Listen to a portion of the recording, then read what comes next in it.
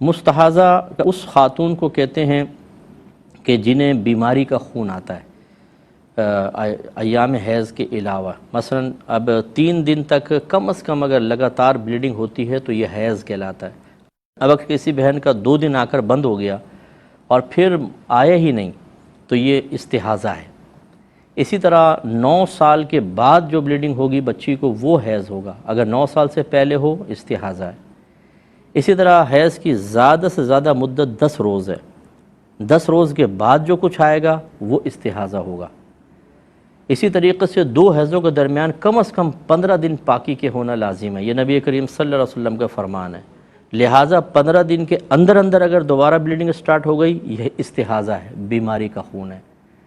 اسی طرح 55 سال کی عمر رکھی ہے، 55 سال کی عمر کے بعد جو بلیڈنگ ہو وہ استحاضہ ہے. یعنی استحاضہ وہی بیماری کا خون جو میں کہہ رہا ہوں، اور جس عورت کو آتا ہے اس کو مستحاضہ کہتے ہیں.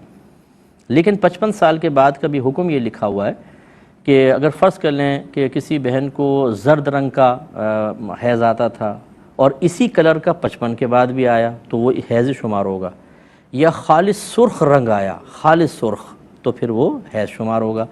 لیکن اکثر 55 سال کی عمر تک حیض بند ہو جاتا ہے. ایسی عورتوں کو آئسہ کہتے ہیں، مایوس ہو جانے والی.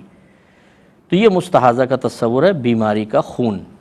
آپ کو پتہ ہے حالت حیض ہو یا بچے کے پیدا ہونے کے بعد جو بلیڈنگ ہوتی ہے وہ نفاس کا خون کہلاتا ہے. ان ایام کے اندر نماز منع ہوتی ہے، نہیں پڑھ سکتی ہیں خاتون، اور معافی ہوتی ہے، بعد میں قضا بھی نہیں ہوتی.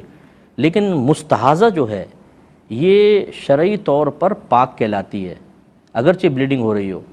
تو ایک خاتون نے ایسے آ کے مسئلہ عرض کیا کہ رسول اللہ میرا خون رکتا نہیں، تو سرکار نے ارشاد فرمایا کہ تم مطلب کوئی چیز ایسے باندھ لو کپڑا وغیرہ تاکہ خون گرے نہیں، اور وضو کرو اور نماز پڑھو، چاہے تم خون ٹپکتے ہوئے دیکھو. تو یعنی خلاصہ کلام یہ ہے کہ جب یہ بیماری کا کوئی خون ہو، اسی طرح بعضوں کو پیشاب کے قطرات کی بیماری ہوتی ہے، بعضوں کا کوئی زخم ہوتا ہے، مسلسل اس سے خون رس رہا ہے، رکتا نہیں ہے خون، تو اب یہ نہیں ہے کہ نمازیں چھوڑ دیں گے، وہ وضو کریں، نمازیں پڑھیں، اور اس حالت میں ان کی نماز ہو جائے گی. جو بیماری جس کے ساتھ شرعی عذر ہوتا ہے کہ جس کا وضو ان چیزوں کی وجہ سے خون رس رہا ہے، پیپ رس رہی ہے، یا زخم رس رہا ہے، یا جیسے آشوب چشم کی بیماری ہو جاتی ہے، مسلسل آنکھوں سے پانی بیماری کی وجہ سے بہہ رہا ہوتا ہے جو وضو کو توڑتا ہے، تو اب اس کا کتنا وضو کرے گا آدمی؟